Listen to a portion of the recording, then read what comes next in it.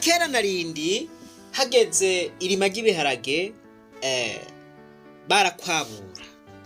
Twebwe nk'akarorero irima ry'ibiharage bavuga yuko ari ihanda. Mu gihe c'ihanda cageze. Sinzi iwanyu ingene mu bivuga, ariko twebwe bavuga ngo ihanda. Rero ahaca bivana n'umwe wese aho yakuriye, kumbure ahandi usanga babivuga ukundi. Ariko reka nkoreshe irima ry'ibiharage. Rero iyo bagomba kurima ibiharage barakwabura, baratema.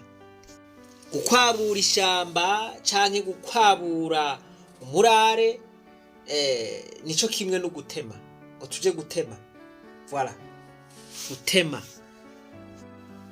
Gwitema ryageze, voilà, no kuvuga ngo baba ariko barategura aho bazohanda canke aho bazorima.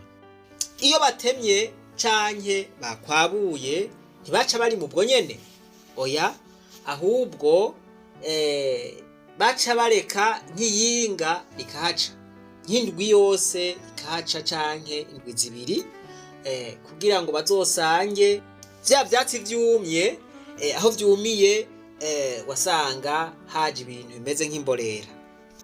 Aho rero baca batangura kurima canke guhanda.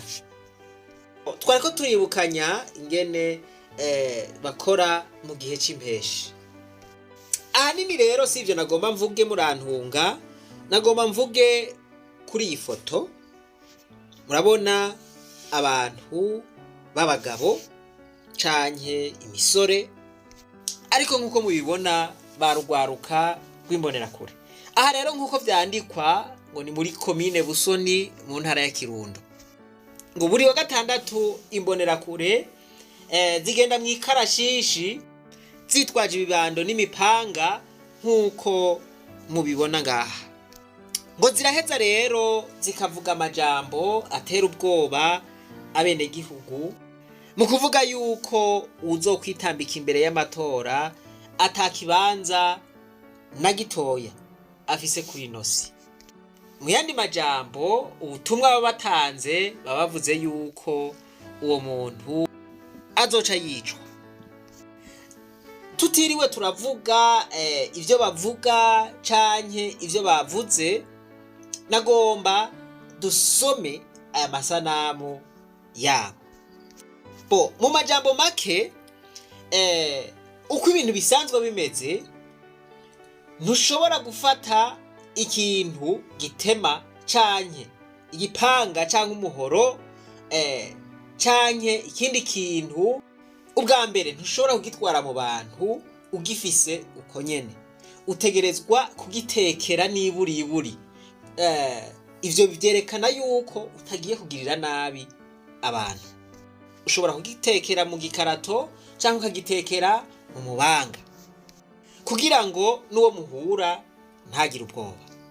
Ivyo rero n'ahandi hose niko bimeze, kuko urashobora kuba uvuye kukigura, vuye kugura igipanga ntugitwara kujya nyene, no, ugitwara ugitekeye. Niyo mategeko. Simpave mvuga ngo amategeko niko abivuga, no hava ntaronka itegeko ribivuga, ahubwo niyo migenzo, niyo mico twakuze tubona, kandi niyo mico iri n'ahandi mu bindi bihugu. Nuko rero naho bovuga yuko babeshera ayo majambo mabi canke ayo majambo y'ugwanko canke ayo majambo y'iterabwoba, batoba bayavuze canke batoba barayavuze. Okay, ivyo birashika. Barashobora kuba babeshegwa n'ivyo kugira ngo baremekwe inteba ishushe.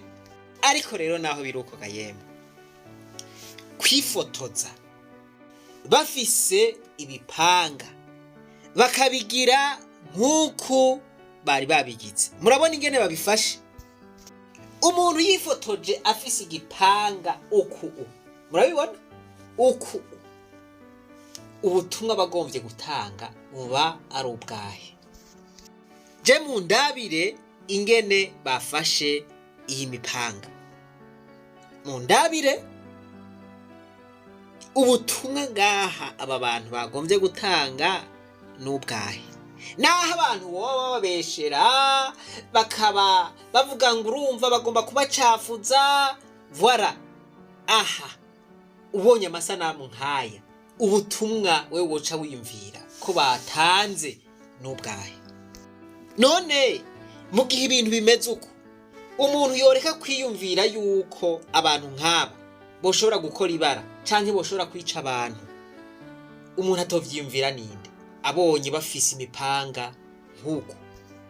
Rero naho tutumva ivyo bariko baravuga, umuntu uravye imyifato yiwe urashobora kuvuga uti uyu muntu vy'ukuri si inkozi y'ikibi, ariko hakabaho n'uyundi umuravye honyene ushobora kugira uti uyu muntu vy'ukuri ndavye uko yifata, uyu muntu nta neza iri muri we, uyu muntu nta kindi kintu kiri mu mutima wiwe atari kugirira nabi abandi, atari kubica. Rero dufashe yuko ivyo baba bavuze vyose ko bariko baratera ubwoba abantu, ko baba bavuze yuko uzokwitambika imbere y'amatora atakibanza afise ngaha kw'isi, ego bashobora kuba bababesheye kubera nta audio dufise, mugabo uravye ukuntu bafashe iyi mipanga, uravye ipositeri bafashe, biraboneka neza yuko ivyo bintu babivuze, biraboneka yuko ari ubutumwa bukomeye bariko baratanga. Aha rero umuntu arasubira akiyumvira ati none mu gihugu c'u Burundi hari itegeko na rimwe ryoba rikora? Kuko ibi bintu ni iterabwoba, ibi bintu ni iterabwoba. Je sinibaza yuko hari ahandi hantu leta yoshobora kwemera yuko ibintu nk'ibi bikorwa.